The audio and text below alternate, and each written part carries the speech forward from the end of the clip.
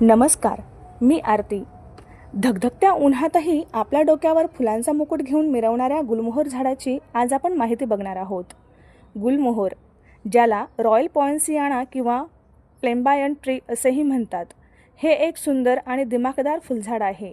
याचे वैज्ञानिक नाव डेलोनिक्स रेगिया असे आहे. हे झाड त्याच्या लाल रंगाच्या फुलांसाठी प्रसिद्ध आहे, जी मोराच्या पंखांसारखी दिसतात. गुलमोहराचे फूल सामान्यतः एप्रिल ते जून या काळात बहरात येते, परंतु काही वेळा ऑक्टोबर ते डिसेंबरमध्येही ते फुलू शकते. गुलमोहर याचा रंग लाल असतो, त्यावर पिवळ्या रंगाचे केंद्र असते. याच्या पाकळ्या मोराच्या पंखांसारख्या सममितीने मांडलेल्या असतात. गुलमोहराच्या फुलांचा वापर सजावटीसाठी आणि पारंपरिक औषधोपचारातही करतात. हे झाड उष्णकटिबंधीय व उपोष्णकटिबंधीय प्रदेशात सहजपणे वाढते. तर मग मित्रांनो, आहे ना छान छान हा गुलमोहर?